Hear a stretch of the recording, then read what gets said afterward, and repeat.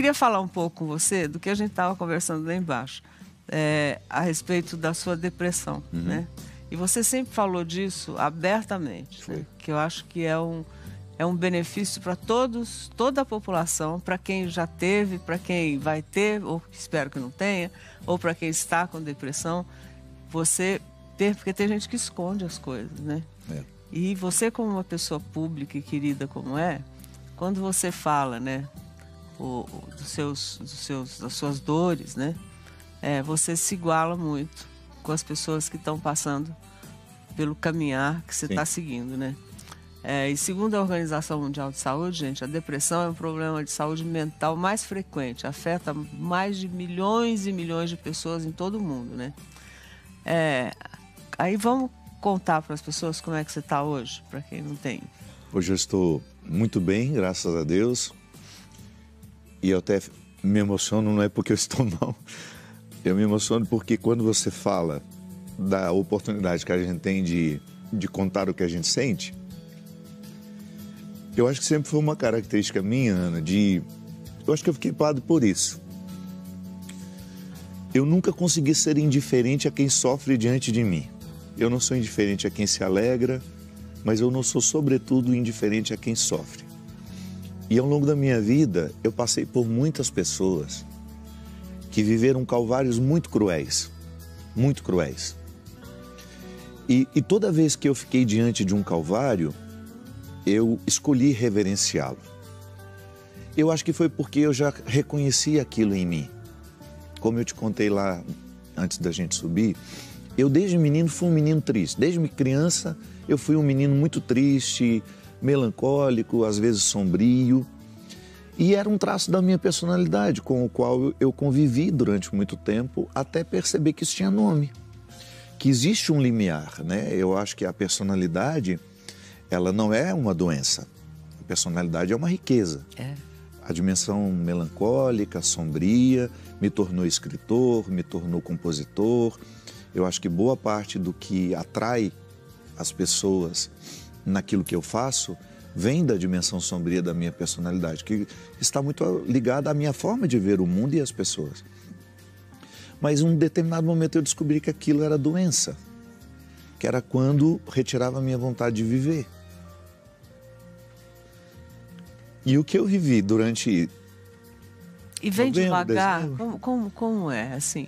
Eu comecei a ter os primeiros sintomas dessa nova fase, que foi a pior que eu passei na minha vida, em agosto.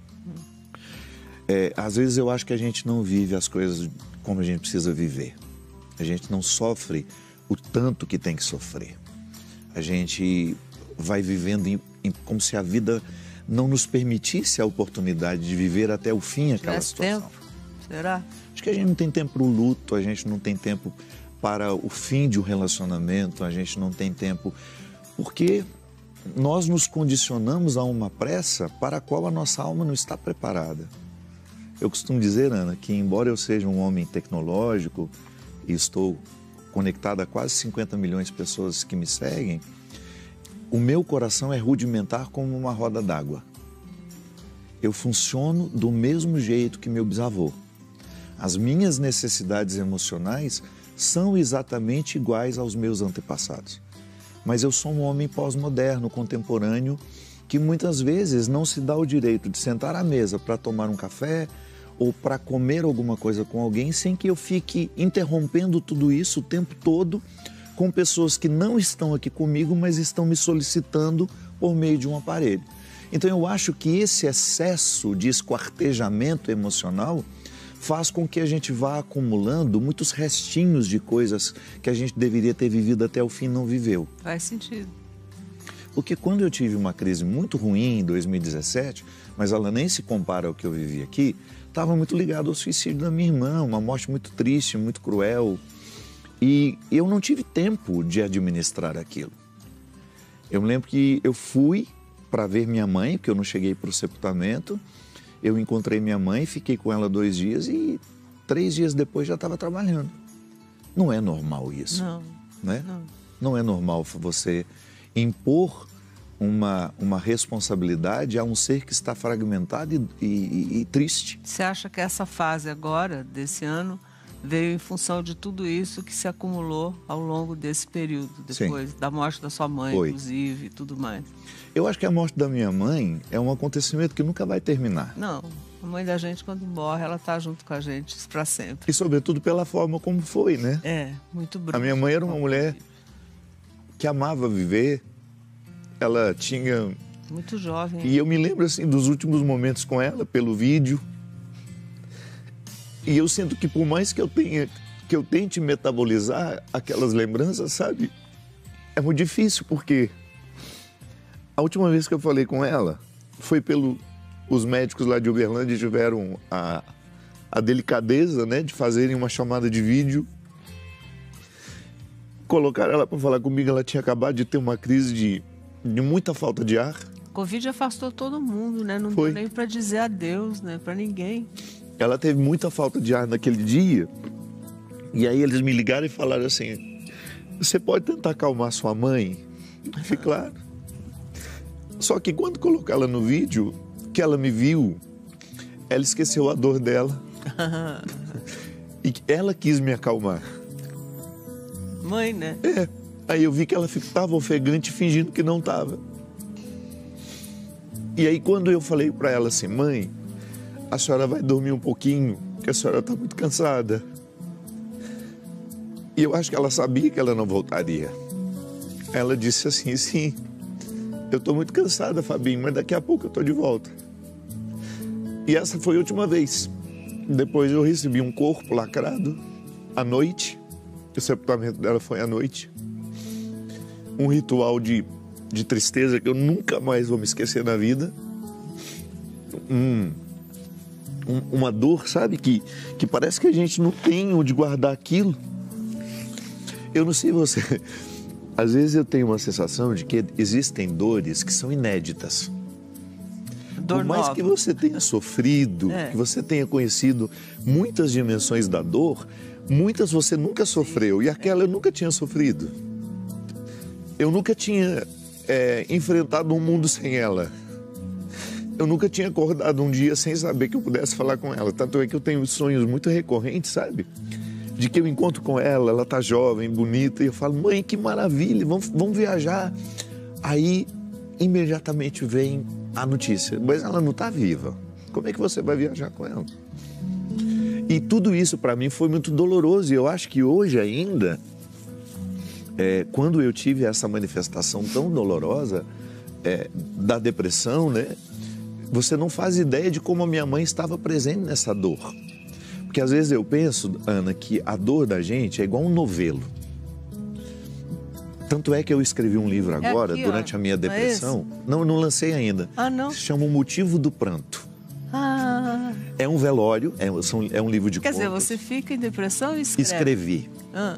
Eu escrevi um livro durante a minha depressão que se chama O Motivo do Pranto. A história é muito interessante. É um homem morto no meio da sala, o conto que dá nome aos outros, o livro. É um homem morto, todo mundo está chorando, mas ninguém chora por ele. Eu vou puxando o novelo, eu vou puxando o novelo de cada personagem. A mãe dele tinha Alzheimer e achava que quem estava morto era o marido dela. Então nem a mãe dele estava chorando por ele. A esposa tinha sido traída, tinha ódio dele, então aquela morte era um alívio para ela. Ela não estava chorando por ele. Ela estava chorando pelo amante que já não estava mais com ela também. E aí eu fui puxando o novelo de cada personagem e no final, somente o cachorro dele realmente chorava por ele. Meu Deus. Então o motivo de um pranto é muito misterioso. Às vezes você encontra uma pessoa chorando agora e você pensa: qual é o motivo do choro? Ela vai te dizer, mas às vezes não. São motivos tão inconscientes que são trazidos quando você puxa o novelo que você perde o controle. Por que eu estou chorando agora? Eu, quando entro dentro de um velório público e eu vejo todo mundo chorando, eu fico pensando: muita gente aqui está disfarçando a dor. Porque às vezes a gente não tem tempo de chorar a dor da gente. Tem vergonha. Eu digo que a melhor invenção que Minas Gerais criou até hoje foi o velório público. Porque você não precisa conhecer o defunto, você entra, chora e vai embora. Porque quando a gente tinha o velório dentro de casa, você precisava conhecer o familiar, né? É. Como é que eu vou entrar e chorar para uma pessoa que eu mal conhecia? Não conheço. O velório é público, você entra lá, chora e vai embora. Senta num cantinho para ninguém achar que você era amante do defunto. Para não ficar muito próximo, não é, Louro? É isso, é isso. Mas o motivo do pranto é muito misterioso. Então, se você perguntar, Padre Fábio, qual foi o principal motivo que te adoeceu? Não sei dizer. Eu só sei que tive alguns episódios, algumas situações que mexeram e ainda mexem muito comigo, mas eu acho que a morte da minha mãe estava lá por trás. E aí você, hoje em dia, se cuida, né? Faz terapia. Nossa, Ana Beatriz Ana Barbosa, Beatriz, Alex. um beijo, Ana Beatriz. Para mim, uma mulher, uma profissional, né, fantástica. É, ela é. Um ser humano fantástico. Ser humano fantástico. Né? Você se cuida e você faz a terapia normal, assim, com ela. Eu faço o processo terapêutico químico. Eu tenho muita dificuldade com a terapia falada. Ah, é? É. Porque eu não sei se eu me investiguei demais ao longo da minha vida e eu tenho uma sensação de que eu não estou procurando respostas mais. É que você tem muitas respostas. Eu acho que eu estou preferindo conviver com a pergunta. Eu acho que chegar a uma resposta sobre mim seria muito pretensioso. Mesmo porque o ser humano que acorda não é o mesmo que vai dormir. O Fábio que escreveu estas memórias da mãe, de diálogos que eu nunca pude ter com ela, porque minha mãe não tinha vida intelectual. Embora, aliás, Ana, eu não posso perder. A vida é cruel. Ana Maria, a vida é cruel. A minha não, padre.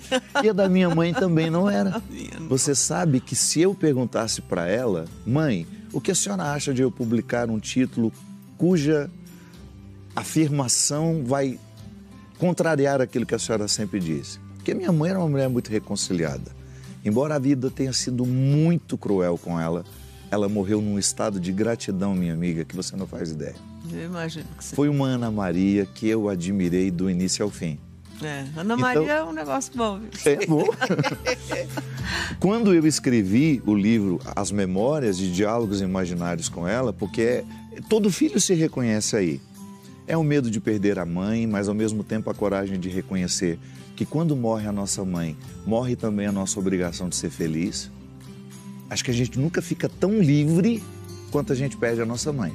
É a pior dor que um ser humano pode viver, mas depois que ela se vai, você fala, pronto, eu agora eu posso errar, eu posso cair na vida, eu posso morrer também. Porque enquanto a minha mãe estava viva, eu não podia morrer.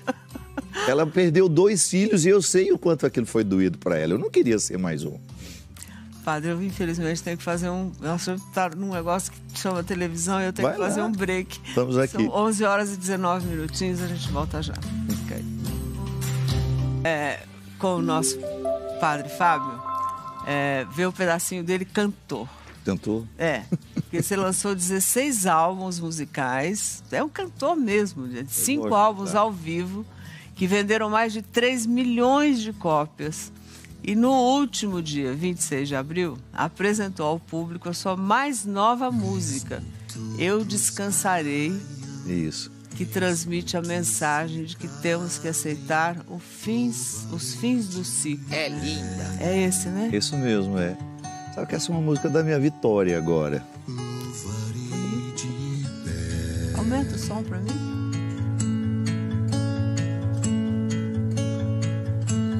Pelo vale escuro eu não terei medo, louvarei de pé, louvarei de pé.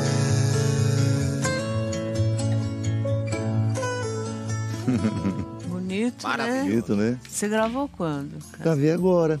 Na verdade, quando eu estava muito doente, muito ruim, a pessoa com quem eu conversava todo dia era o Rafael Magu, meu guitarrista.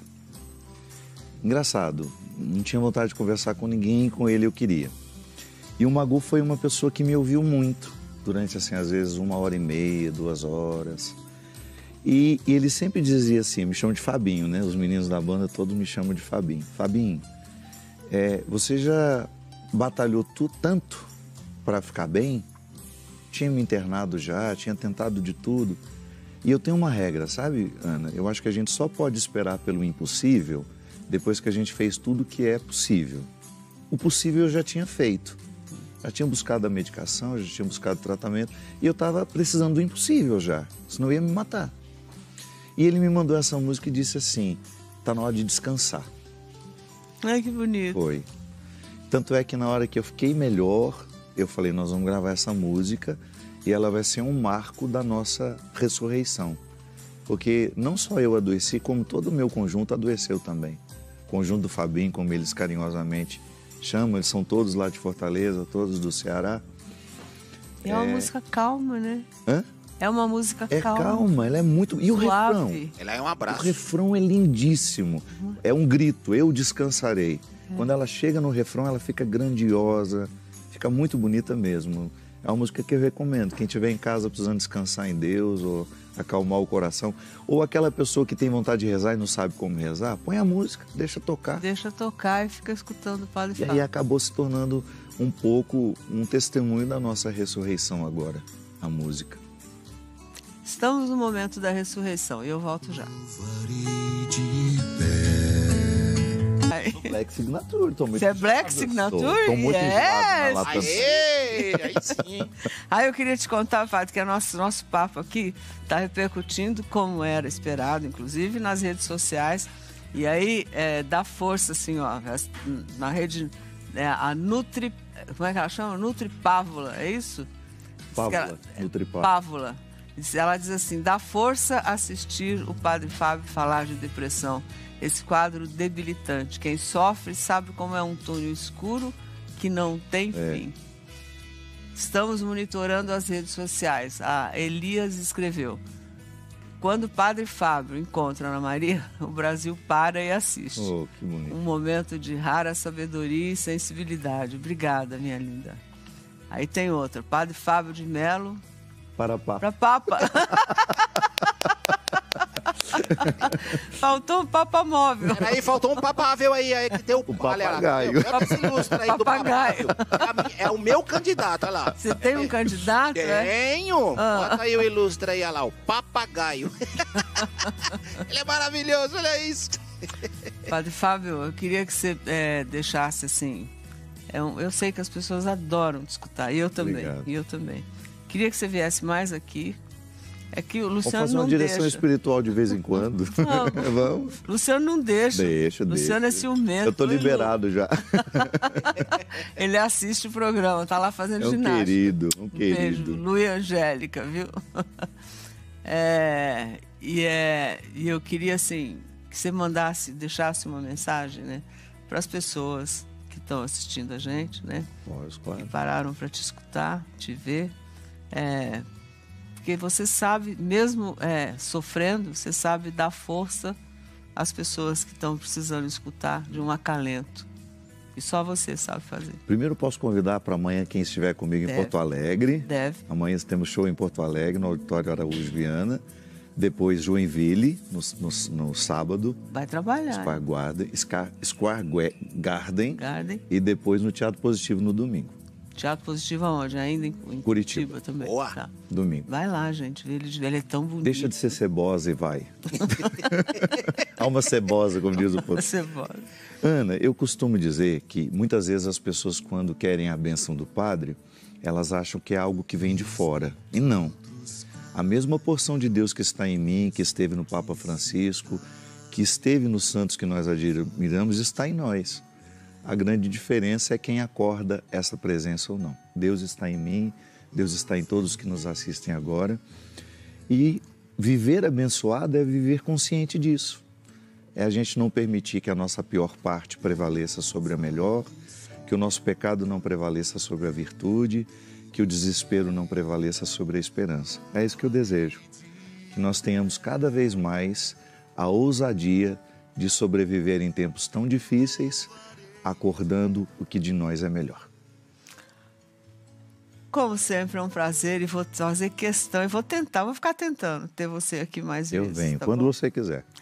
Obrigada mesmo, viu? E a gente está indo embora, mas amanhã a gente está aqui e com um Papa novo, né? Se Deus quiser. Se Deus Sabe, quiser. né? Não tem Já palpite? liderados. Tem algum palpite? Não vai dar, não vai dar palpite. Lá é o espírito queimando. Beth Faria, feliz aniversário. Bia Dória, minha amiga, super beijo. Maria Padilha. E você não precisa estar no topo hoje, só precisa continuar subindo. Um degrau de cada vez. Aí, de repente, você fala, nossa, cheguei. Tchau, até amanhã. Obrigado. Mesmo que se calem